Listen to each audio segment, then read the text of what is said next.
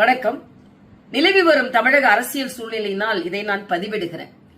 தொடர்ந்து முழுமையான எண்ணிக்கை இல்லாததினால் 3 முறை விஜய் அவர்கள் சந்தித்த பின்பும் ஆளுநர் திருப்பி அனுப்பி இருக்கிறார்.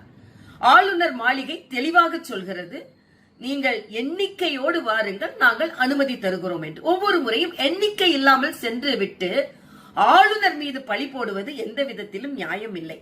இத்தனை மதிப்பெண்கள் வாங்கினால்தான் தேர்வாக முடியும் என்று தேர்வு இருக்கும் பொழுது அந்த எண்ணிக்கை இல்லாமலே என்னை தேர்வு செய்யுங்கள் என்று சொல்வது தவறு. அது மக்களின் நம்பிக்கை பெற்றதாக ஆகாது. அது மட்டுமல்ல, இன்றைய காலகட்டத்தில் தமிழக முதலமைச்சர் அவர்கள் சொல்கிறார்கள், தனிப்பெரும் கட்சியை நீங்கள் அழைக்க வேண்டும் என்று சொல்லிவிட்டு பின்னால் இருந்து அதற்கு பல முட்டுக்கட்டைகளையும் போட்டுக் கொண்டிருக்கிறார்கள்.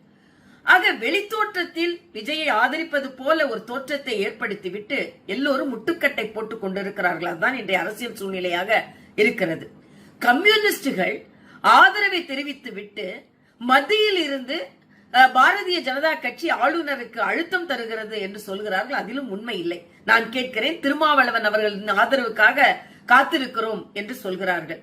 2 கம்யூனிஸ்டுகள் நான் ஒட்டுமொத்தமாகத்தான் முடிவெடுப்போம் என்று சொன்ன திருமாவளவன் இன்று ஏன் தயங்குகிறார்? என்ன பேரம் பேசிக் கொண்டிருக்கிறார்?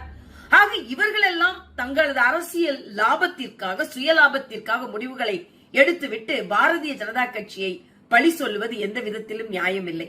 அதே போல் காங்கிரஸ் அவர்கள் ஒட்டுமொத்தமாக திராவிட முன்னேற்ற கழகத்திடம் இருந்து தனது நட்பை முறித்துக் கொண்டு இன்று அவர்களே எத்தனை எம்எல்ஏக்கள் அவர்களுக்கு ஆதரவு தருகிறார்கள் என்ற ஒரு எண்ணிக்கை இல்லாமல் ஹைதராபாத்திற்கு சென்றிருக்கிறார்கள்.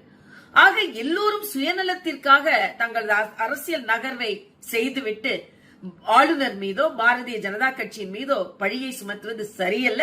அதனால் நான் இந்த விளக்கத்தை அளிக்கிறேன். நன்றி.